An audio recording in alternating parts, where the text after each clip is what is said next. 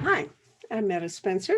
If I want to have a fight, I go talk to Robin Collins, and I can always get a good one out of him because he's a very good arguer. And so he's read a book lately, but he says that I should read and everybody should read, but I don't have time.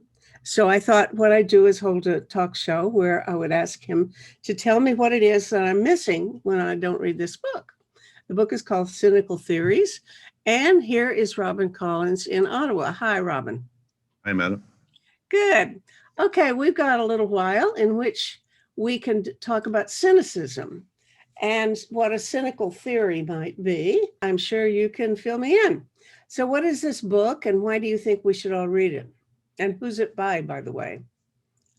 So this book is written by Helen Pluckrose and James Lindsay, two people who have some prominence in sort of the anti-woke world, however that's defined. Yeah, I'm really obsolete because this term woke is always gives me a shock because I don't quite know Yeah, what it means. well, it has different meanings too. And what I like about the book, it's a bit hard hitting, very critical book.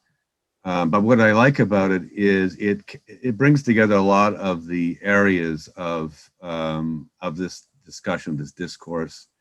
There's postmodernism, identity politics, critical theory, and so on. It brings it together in a useful package that allows people to have a conversation about it. That's what I like about the book. It starts from sort of the history of where critical theory came from, and where it linked up with postmodernism, and when that happened, and I'm not an expert in any of these areas, but Well, you're probably way ahead of me because every time I see the word postmodern, I shudder and turn the page quickly because it's not been anything that I've understood or even felt like sticking with long enough to figure out. As best I can get is it's some new version of cultural relativism. that would be part of it, I would say. I'm no fan of postmodernism either, but I'll give it this, and I think this was a useful contribution. I mean, postmodernism came out of Foucault and Derrida and sort of the 60s. Critical theory came out earlier, maybe from even the 30s. From, well, you would know more about this in sociology than I do, but where I would give postmodernism some utility is this. I think it came out of Lyotard, the rejection of the meta narrative, and by that meaning a critical look at what, to a large degree, the utopian viewpoints were, and that's both on right and left. So it was a rejection of the idea, the Marxian idea, that communism, let's say, was the inevitable progression of society, and it's just a question of getting on board and pushing the envelope. Or even the libertarian capitalists who believe that ultimately free enterprise in a perfect world would be the ideal world. I mean, there's religious aspects that could be criticized, but the postmodernists criticize the idea that there's an inevitable utopia at the end, and so I would say that's a useful contribution because the critique is valid, and I think to a certain extent, left and right kind of took in that criticism and said, oh yeah, okay, so things didn't necessarily work out as according to plan, so let's make amendments and let's see what makes sense still. So so to me that was useful, but the trouble is postmodernism, I think I remember it in kind of in the 80s and the 70s, but it was kind of very negative. It was all about deconstruction and tearing down. It wasn't really about building up. It wasn't really about, okay, so let's say the ultimate Marxian vision isn't possible or didn't happen or whatever. but so where you want to go with this, right? And so part of the problem was there By the was, way, I call attention to the fact you're speaking in the past tense, as if there ain't no such thing no more. well, about postmodernism, you mean? Mhm. No. So that's a good observation, because I think what happened was it lost its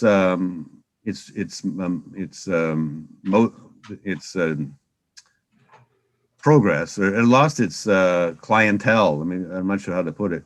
Its momentum, to a large extent, because it wasn't going anywhere. And so a lot of people, we're talking primarily about academia here, I think. I remember, I mean, I took some courses in the 90s, and I remember, the sort of the old left, former, or moderate Marxist, if you can call them that, they poo-pooed postmodernism as, this was just a blip, an irritant, and we got over it, and now we're moving on. So what happened, though, was it teamed up with critical theory. So and critical theory was also looking at power, systems of power. There's a lot of overlap here with postmodernism, but it went into, and here I think is the gravest problem. It went into identities based on sort of tribal narrowing of humanity into gender and race and ability, disability, religion, anyway, identity politics writ large. And interestingly, and I think this is not unimportant, in fact, it's maybe the most important part, that social class virtually disappeared. Now, there'll be some who say that's not true. But in terms of, let's say, working class, blue collar people feeling the economic pinch, as compared to critical theory advocates in academia who are, well off, don't really have the experience of working class people feeling the economic pinch. There's a division happening. And, whereas the old Marxists, the old left, was very much on about social class and improving the economic situation of the vast majority, now it became about these tribes based on gender and sexual orientation and race and so on and so on. So this momentum gathered, particularly in academia. I mean, if you wanted to take it from a class perspective, it was middle class, upper middle class people who really were taking this on in academia. And it began to take over. And within 10 years or so ago, people who were learning basically in social sciences, sociology, and other areas, in critical studies like, critical race theory, gendered studies, post-colonial studies, and on and on. I mean, these are all departments all of a sudden, right? They started leaving and graduating and entering the workforce, particularly in education and other areas. And so there, even though I would say generally amongst the population, some of this is perceived as incoherent or irrelevant or uninteresting, it came to, I don't know if it's dominating now, but it's very, very present. I mean, everybody hears the terminology now. Well, but just a sec, because I don't want you to get away with saying it doesn't mean anything to the general population, because that is the basis of the split.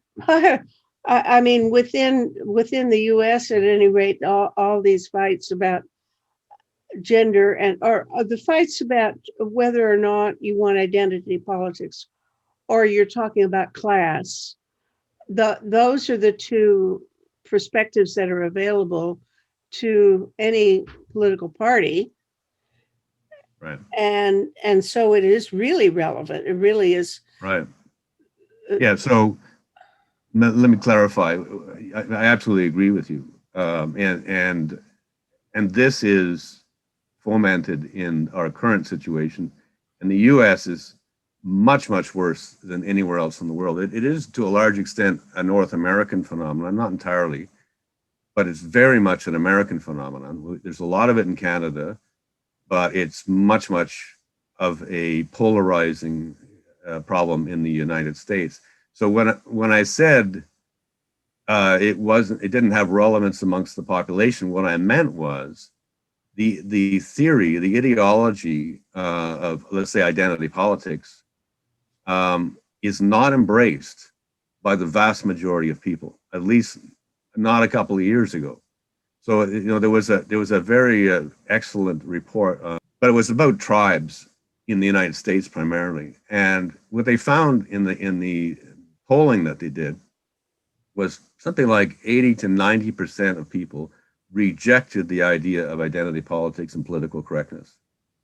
Amongst conservatives, it was like 98% rejection of the terms and the concepts. Amongst liberals, it was like 65% rejection. The population. But the claim is, I don't know how valid it is, but that's where the Democratic Party went wrong, is they are so much oriented toward right. Tribes or ethnic communities or whatever. I mean, it's not the orientation towards minority or oppressed areas or population demographics. The problem is the ideology, which is dividing people into these sort of silos of identity, where the more of the oppressed identity list that you have, the more aware you are of reality. And so if you're, take myself, a straight white male, I'm the worst. I'm least able to understand the problems of the oppressed because I have all these privileges and so on and so on. So it doesn't matter what my ideas are. It doesn't matter whether what my education or my track record is. I have the wrong tribal categories. So this was, if in terms of the polarization in the United States, I think what happened was, Hillary Clinton's reference to the deplorables did not help. That was a polarizing moment, and whether that was on itself enough to elect Donald Trump, it's hard to say. But and then the polarization exacerbated because of social media, of course. But at the heart of the division is this incoherence of one side to the other. In terms of what we need to solve our problems. Do we look at each other from the Martin Luther King perspective, from the quality of our ideas and content of our character, or do we look at each other by the color of our skin? So that was a liberal progressive position that was dominant. We talk about being a colorblind society. Now if you say you want a colorblind society in the terms of Martin Luther King, you're saying you're in denial. You don't understand. You're privileged, and you're out of the camp. So a large proportion of people, especially I would say, people who have precarious existences, who fit into the categories now criticized, working class. White working class in the United States in particular, white working class males, there's this resentment about how they're being portrayed. And so, they're being called racist and sexist and so on. And then they react and say, no, I'm not. And then there's this polarization because somebody like a populist leader like Trump steps up and says, come along for the ride. We'll push back against this idiocy that's happening, right? And there's a great deal of truth in acknowledging that there is this idiocy, this polarization that's very destructive. So that's kind of what the book is about. I'll show you what. Okay. But I don't know whether to be surprised by what you've just said. I think you've crystallized very important issues, and I don't know which way I want to jump, but certainly the word, let's just start with the word cynical, because the title of the book you're talking about is Cynical Theories. Right. Why that word? What is? So, I in preparation for, I was taking notes for today, and as usual, like I have 7 pages of notes. There is so much to this topic. It's almost hopeless to try to narrow it down. But one of the things I did look up was, okay, what does cynical actually mean? Because there's different ways of using the term. Like if I'm cynical, it's like I'm worse than skeptical. I just don't believe anything will ever have a positive end. That's kind of that cynical. But the cynical that's being used here is in reference to the advocates of critical theory, or let's say let me just say that there's some truth in some of the theory. We should acknowledge that there's some truth, and the conversation needs to take place as to about what is true and what isn't. But the definition of cynical that's being used here is. Well, I think of it as implying a kind of hypocrisy. Yeah, You're right. using a point of view for an ulterior motive, not the intrinsic meaning of the thing. Yes, but also rejecting sort of commonly held positions with a personal advantage to be gained at the end of it. So, the book is partly looking at the theorists who are academics who are doing very well, thank you, by peddling theory that is potentially harmful and hurtful and divisive. But they're like a famous one is, and a lot of people will recognize Robin DiAngelo, the name for the book White Fragility, which is one of the main texts that are part of this sort of critical theory envelope. And she's a she goes out doing race training or racial diversity training or critical race theory training among corporations. So she is, she's called in, to either let's solve a problem or let's make sure that our corporation is on the right track. And then she'll go in and tell everybody, if you are white, you should understand that you are inherently racist, that you should embrace your racism, and there's really no way out of this other than to accept this and to apologize forever for your inherent racism. And I'm actually not exaggerating to a large degree her message. So she has a personal gain out of this, which is she has a business of selling this sort of message to large corporations, right? And now I think there's a lot of pushback against her, but the point is that she is one of the main advocates of this, and her book is #1 bestseller. If you go into Amazon, look up whatever the political correctness or diversity training or something, her book will be one of the top 5. So it's let me play with this, because now the question is, how much of that could we believe? Right. And I think I kind of accept the notion that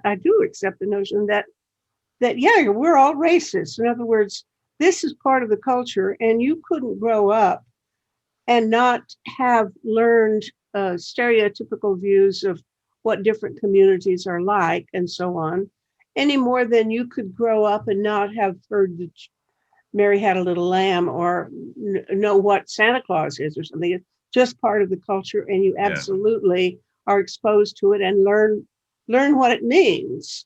Right. And then maturation, or becoming socially responsible, consists of learning to bracket that stuff and suppress it, or not allow it to be part of your action plan or behavior.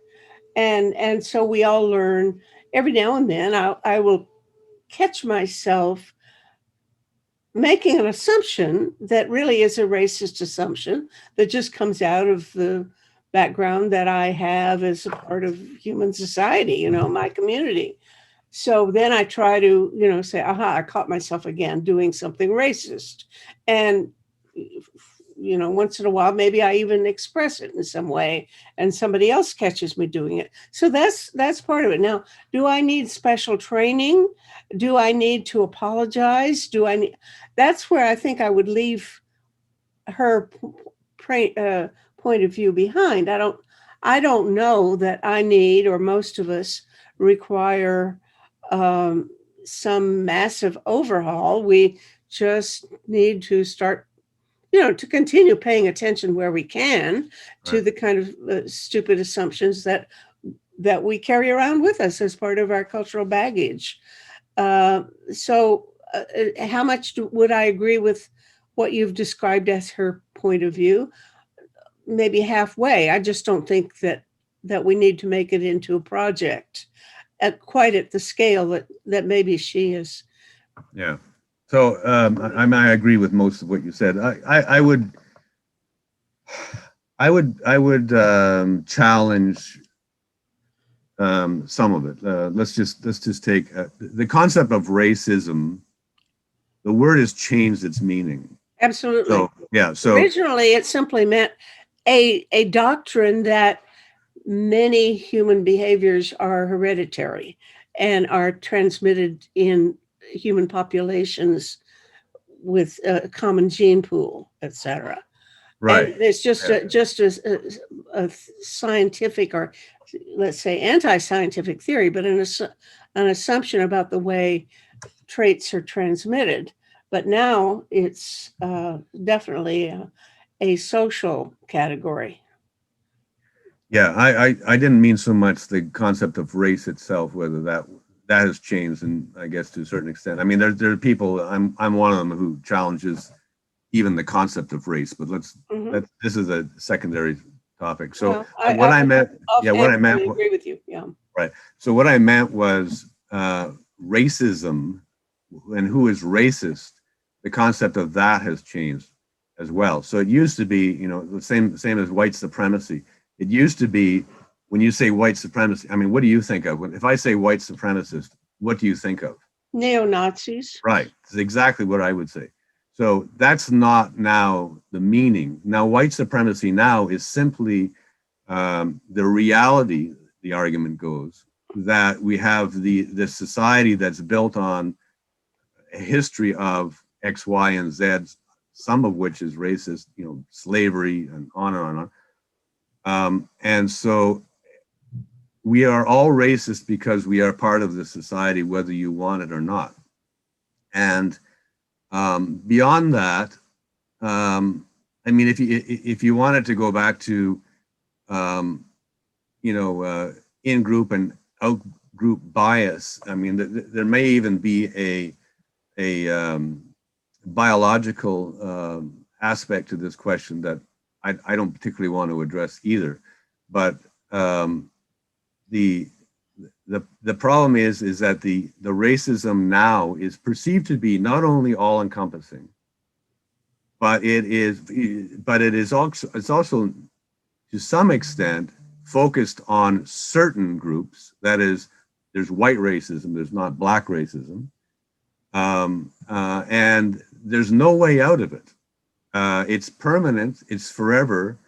No progress has been made. It's as if, slavery never ended. The civil rights movement never happened. It's all as bad, and it will always be as bad because it's based on these systems of power that are tribally done. So we're not looking anymore for universal concepts, for shared goals, solidarities. Now it's about intersectionality, right? So it's let's put ourselves into tribes and let the downtrodden within each tribe join together against the successors within each tribe, so-called.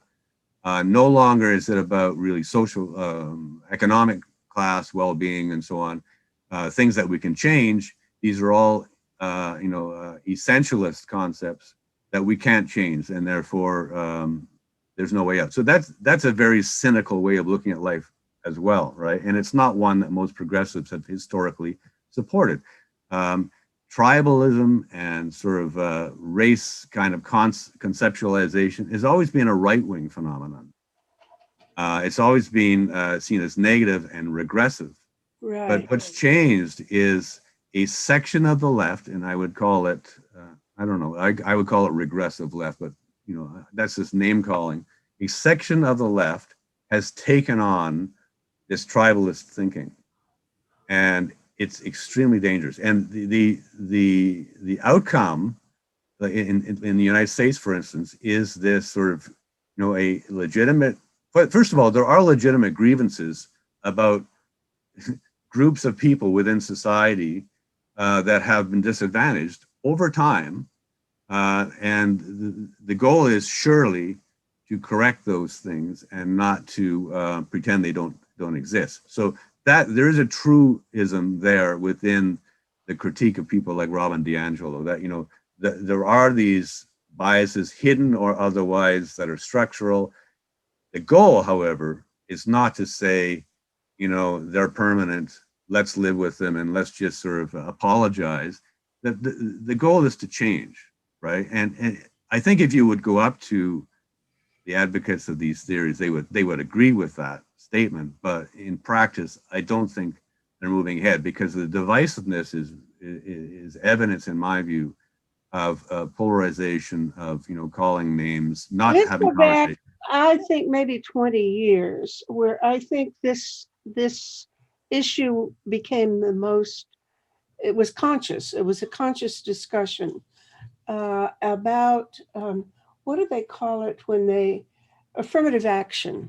Yeah. Let's go back to where I have always leaned toward, and here I have to say this quietly because of exactly what you're pointing out. I'll get dumped on if I tell the truth, which Right. is I kind of believe in being colorblind and Yeah. actually gender blind. I don't want to be promoted because I'm a woman. Thank you. And that is, you know, I'm going to get a I lot of say, yeah, you're not allowed to say that. that's right. I That's right. definitely am not.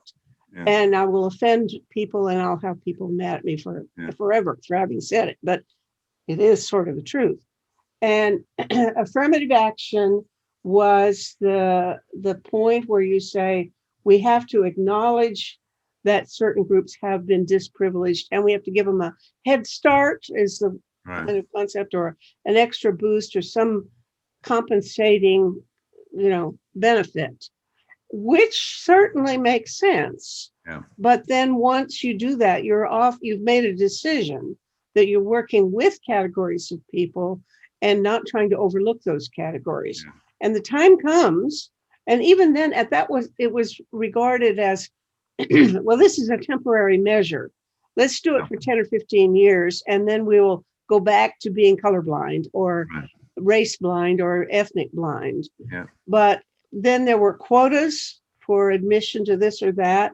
And you notice, for example, both Obama and now even more Biden are they promise that they will have a cabinet that looks like the American population, in that there will be a certain number of Asians, a certain number of Blacks, a certain number of women, et cetera. And maybe more than the quota would be in the regular population. I think Biden's got more women than men to prove some sort of point. And okay, but I don't think, I've always been uncomfortable with that. I would really rather make the point that we don't even care what your gender or your ethnicity is if you're good enough. And I see that right there, of course, then we have a whole different set of problems about meritocracy. Yeah. It's a different conversation. So you and I and a lot of other people, we're old left, right? So I've never been left. I'm liberal. Let's say liberal for the sake of argument. All right. Anyway, I share much of what you just said, and there are many strands to that conversation that we could go down. We could talk about affirmative action and whether it works or not. That's not the sale I hang my hat on. No, that's not the fight that I go to the wall on. affirmative action. I personally do not like the concept. I think it's racist. But my assumption is the goal is the same, which is to correct an error of the past and move on so that we can become colorblind and so on. There's a big argument here about Shelby Steele wrote a very good essay and then a book based on this. And like some of these people are conservatives, which is weird. Some of the people who are very articulate in this, from the point of view of someone who's been left-wing most of my life, including now, I do listen to other people and other points of view. So the argument on affirmative action has been, well, you know, one of the problems is if you do get in to the system through affirmative action, will people always look at you and say you got in because of affirmative action, or is it because of that you had value and deserve to be there? Now, I assume that there's so many people who can get in based on their skills that, to a large extent, you know, nobody gets in, or very few get in because of affirmative action. But you know, I know there's people who would definitely say they know the opposite. So anyway, I don't want to fight that battle right now. That's an old one. And my view is like, it is related to what we're talking about. Yeah, in terms of resentments and grievances from those who feel that they were put aside because they had the wrong this or that. So I mean, I'm in agreement with you. So the views that you just expressed and that I happen to agree with, generally speaking, are considered verboten. They're just not unacceptable views that. For instance, if you see a black man killed by a white cop, you must jump to the conclusion that this was a racist killing. You're not actually allowed to have a conversation about, you know, could there be other explanations? Like in social sciences, it's very rarely the case that a single variant explains anything, right? It's almost always more than that, right? But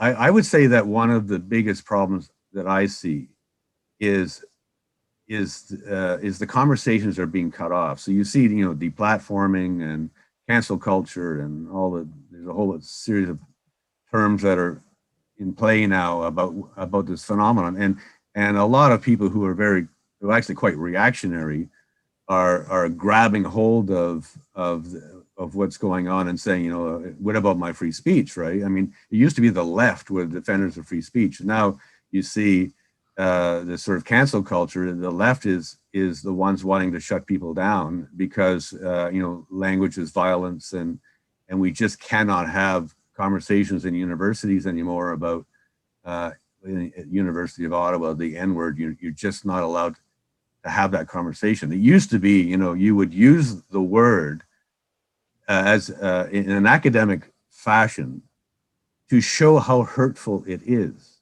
or you would discuss Shakespeare and the Merchant of Venice.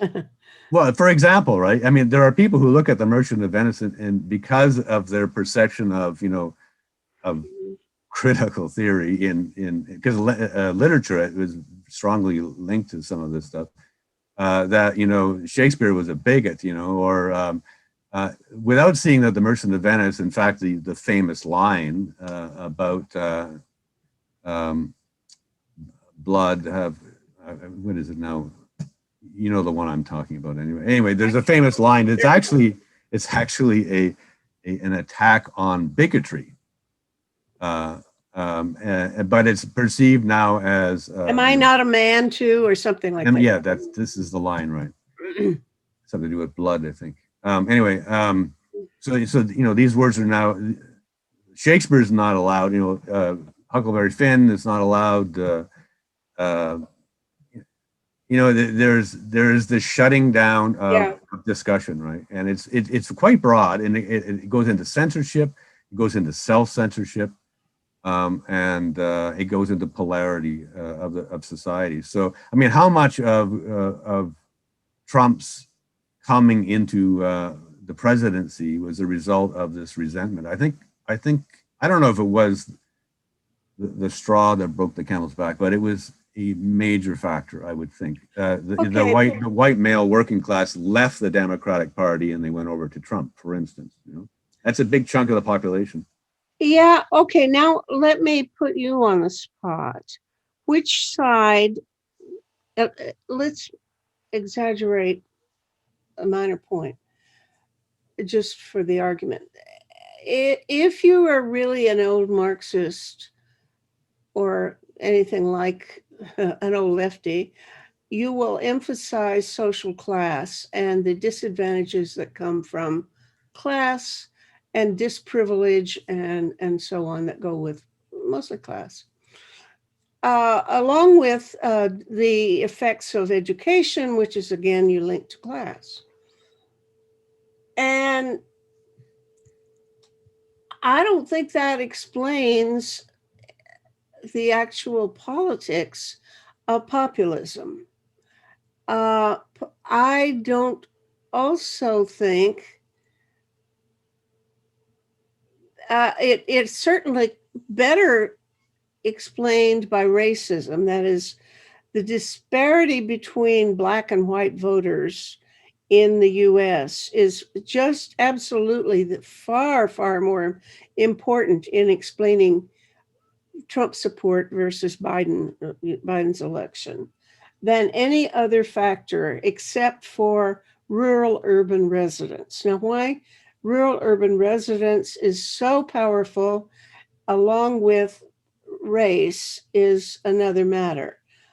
Those two things don't necessarily fit together in any theory I can think of. But certainly the notion that race is the determining factor is an important one.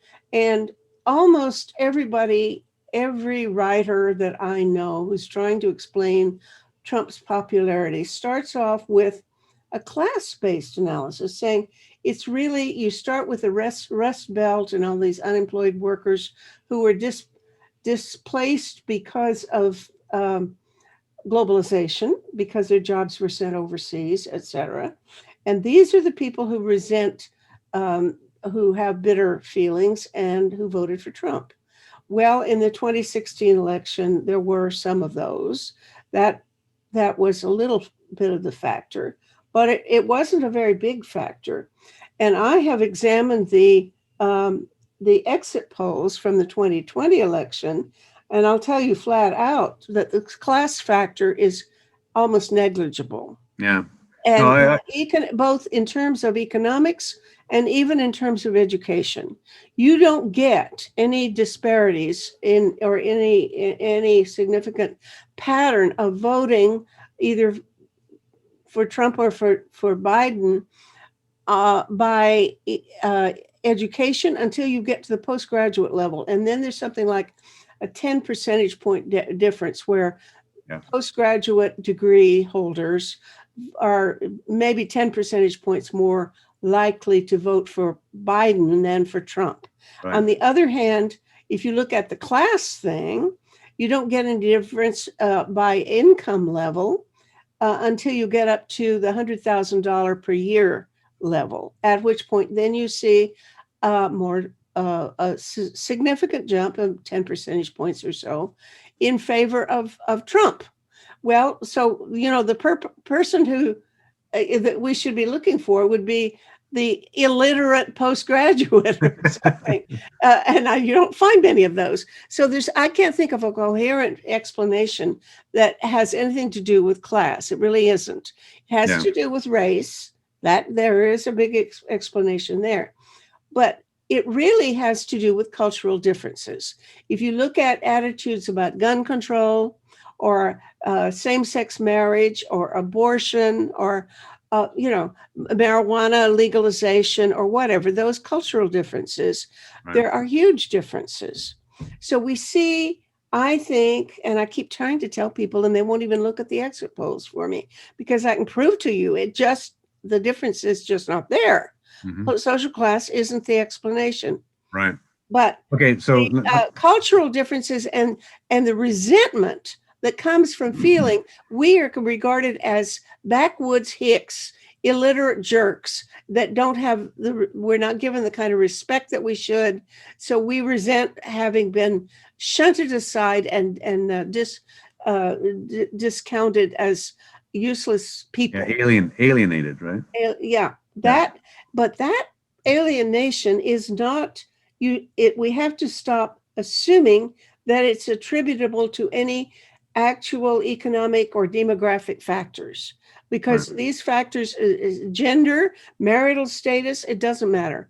Those things don't matter. What matters is simply subjective. That is your attitude about guns or abortion or whatever. Those things are, it's not rooted in social structural demographic factors. It's rooted in imaginary sense of rank. And here, where you start comparing yourself, am I higher than the guy next door, or regarded as lower status than the guy next door? And I really resent it.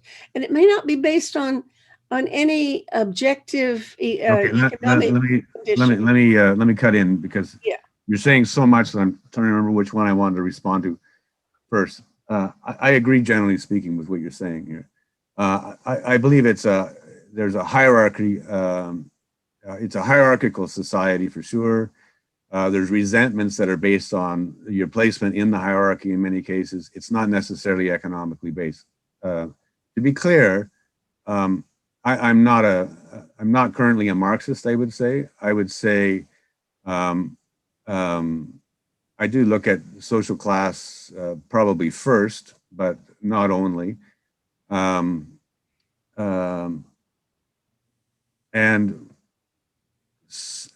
one thing about, I looked through the last 10 elections or something like that in the United States, and one thing that really stood out was the separation between the first two, the winning candidate and the losing candidate. I mean, sometimes there was a third candidate that kind of disrupted this a bit, but the difference between the Democrats or the Republicans winning in terms of popular vote was like 52% to 49%, and 51 to 53. There are a couple of exceptions. One of the Reagan elections, he had like 6% lead, and one of the Clinton, the same thing.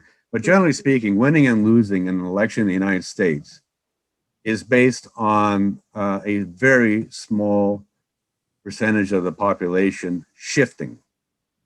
And so the question is, what will cause that shift to happen? And if you're able to polarize the population and develop resentments among a large section, let's say the white male working class, and you draw attention to grievances that are culturally determined, although they have resentments that are economic as well. In fact, you could even say, we're going to save jobs and nail China for taking away your jobs. And so we'll bring back the jobs to the US. And now you've got all these low-paying, non-unionized jobs in the South, where you didn't have jobs before, but boy, thank your lucky stars that now you have a job. You could swing the vote that way. And race can very much become an issue, especially if a large demographic is accused of being racist when they know, well, they may become racist because of being accused of being racist. That's the easiest way to make somebody racist, is to accuse them of being racist. And then they feel resentment, and then they start being, uber self-aware of themselves and of who they're not. And so you can drive up these divisions based on race and culture where they needn't exist. So I agree with you that a lot of this is cultural, but I would say economic precariousness is a huge factor in that shift in terms of Trump. And what accelerates the division. But look, I'm sorry, but the voters for Trump are higher income level than the voters for Biden. Yeah. If so it anything, used to be, but it doesn't matter until you get to the $100,000 level. I don't disagree with you. I'm not making an economic determinist argument here. I'm just saying that part of this drift, if it's a 1 or 2% difference, For instance, to what extent did Trump win over Hillary Clinton because she used the words the deplorables? I would not be surprised if that was a 2% shift and the Democratic Party lost its base, who went over to Trump, and then all Yes, hell so, broke loose. except I'm not sure what exactly she meant, what category she had in mind. Is there such a category?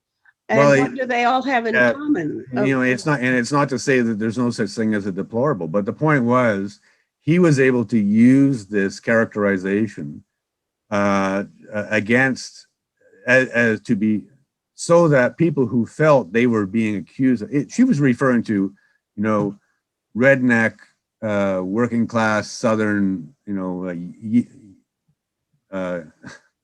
whatever and that's it was a stupid comment. He exploited it and he ran with it and she couldn't get out of it. So I mean, I don't know how much. Here's what I think. I think you and I both would agree with her in our heart of hearts. These people are deplorable. We really do. There are people who are deplorable. We do have contempt for those people. Yeah. Now that's the truth. That's the resentment. They know that we are elites. We are supposedly experts. Some of us are scientists and know how to take engines apart and things like that you do, which I don't know how to do. But at any rate, there are people who have status because of our professional expertise. Yeah. Those are really resented. Science is rejected now because it's run by these experts who are so snooty that they're looking down on people. And we do. And we ironically, we really do look down on them for being ignorant, bigoted, uninformed, believing in complete nonsense, etc. And unfortunately, I don't know what to do about that. I can try to hide it. I can be polite. I can even try to reach out to some people and say, come over to dinner. But I don't really want to hang out with them. The truth is, there is a gap, a cultural gap between sophisticated people and backwoods rural people or ignorant, uninformed people. And they feel it, the resentment, and I don't blame them for feeling resentful. On the other hand, I also don't know a thing in the world, honestly, to do about it. There's this guy who's on TV quite a bit, Van Jones, who actually is a Black guy who can listen to bigots. And he does a good job of being able to hear other people without feeling contempt, as far as I can tell, which is impressive to me because I have just loathing for them. For people who take these, well, you can tell what my point of view is. Yeah. So the truth is, there is disdain, there is social distancing in that sense, a stratification of values, and it would be a whole lot easier to equalize our social class by giving people money. Yeah, well, than it would be to overcome this, because I don't know how to overcome this. Yeah, so in terms of solutions, maybe that's where you're heading here now. First of all, I make a huge amount of effort not to attack somebody based on some personal characteristics that I may find deplorable. So what I find is important is having a conversation with people as reasonable as possible, and that's not always possible. But I find that the impossible comes from both far left and far right, or it really is all over the place. Some of like you mentioned, you're talking about these people are anti-scientific. The irony here is that the cynical theory postmodernism phenomenon is very anti-scientific as well. It's a rejection of universalism, objectivity. It's about now viewpoints are determined by your status within the ranks of the tribe. And the more tribes you claim to, the much more status you have. So it's no longer about what evidence is. It's now about your point of view. The different ways of knowing is, the famous phrase, but it's been worsened. So I don't want to generalize about who's scientific and who isn't. I'm just saying that there's an irony here in the cynical theories as being anti-scientific as well, and unwilling to have conversations. So in terms of solutions, I agree that number one solution is pumping money into useful places so that people are less precarious and they're have more stable lives. They're less likely to be pulled over into populism, and also listening to find out what the grievance is and having a serious conversation about the grievance. A lot of the grievances on all sides here are legitimate. Strongly push back against identity politics. I'm not going to put up with it. I'm not going to accept any of the demands on my time or on my beliefs. Let me stop you when you say the first place to work is to try to overcome economic imbalances. And I've got nothing against doing that, but I absolutely don't think it's going to make any difference, because somebody was just reporting on the social class of the people storming Congress the other day. Turns out they are the pillars of society in their communities. They are not down and out people. They are not people who lost their jobs to globalization. They are ex-military officers or the auto dealers in their town, etc. So these are substantial. Okay, so let's not going to overcome that by giving them more money. Let's pull this apart a little bit. Okay, so there's extremists on both sides. Okay, there are people with grievances on both sides. The extremists are a tiny fraction of the population. Even those who went, at the call of Trump up on Capitol Hill, even those went at his command to protest. It was a percentage of those who actually stormed the barricades. And these are lunatics. These are deplorables on the right. I don't even know if they're political, to tell you the truth. They're hugely unacceptable in the eyes of everyone. So when, however, you see that the population in the United States has gravitated to two poles, like what has changed in the United States such that suddenly half the population has lost their minds? Like, you have to ask yourself what's happening. And I agree with you that, economics does not explain this away. This is populism writ large, and this is based on grievances, some legitimate and a lot of it not. The leadership of these lunatic sides are not necessarily undereducated. Some of them are, obviously, but a lot of them are smart people manipulating, through Breitbart and all these entities, that we know about. But the extremists, you have to separate the extremists from the mass, let's say, on both sides. Well, yeah, but what are you going to do with either of them? I don't care. I'll agree to whatever theory you want, so long as you give me a good recipe for fixing it. And I don't know of any. Right.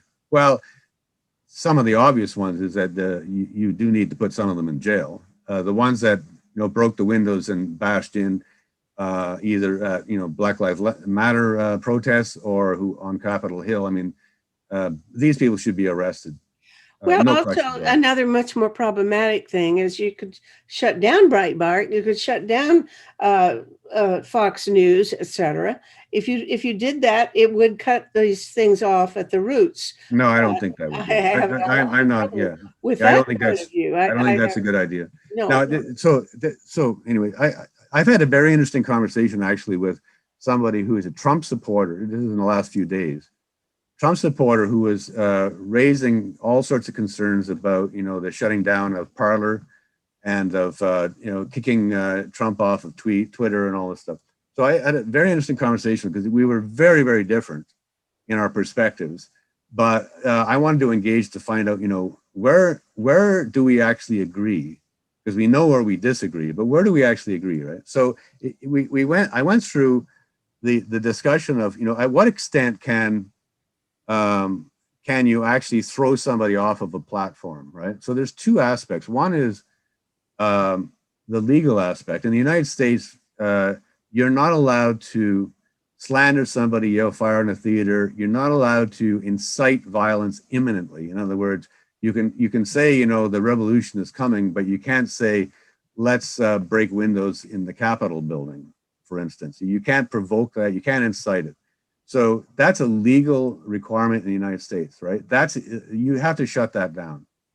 But the other side is you have these platforms that are privately owned that have standards of use, terms of use, and they say, you can't go that, you can go this far or you can't go this far, and if you cross our line, we'll shut you down. So that's what happened with Twitter, right? They said, whether or not Trump technically in a court of law you could find out incited violence, or whether he dog whistled and it got the lunatics to go crazy. I mean, it was very predictable that a certain number of extremists would have done what they did, because if Trump hadn't said the words he said, and Giuliani and so on, they hadn't said these words, it's very unlikely what happened would have happened. So I think you can probably draw a causal link between these things. But in terms of Twitter shut Trump down because they say, you're violating our terms of use, and therefore you're off, And so some people complain and say, well, that's not fair. That's a breach of freedom of speech because he didn't actually incite, whether he did or not to be determined. But I'm pretty libertarian on free speech, but I have limits, right? And my limits coincide pretty much with the way the U.S. does it in terms of, you can't yell fire and you can't incite imminent violence, right? What you want is the debates, and you want conversation that's not so heated that people are talking past each other. And so on Fox, you want Fox to have, like lefties on there so that they can have it.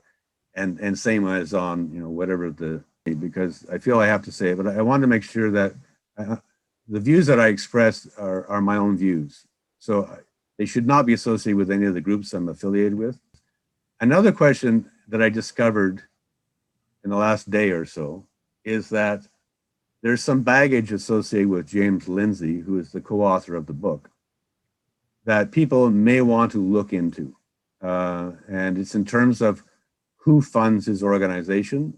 And as it turns out, a key funder is a fellow who is a far-right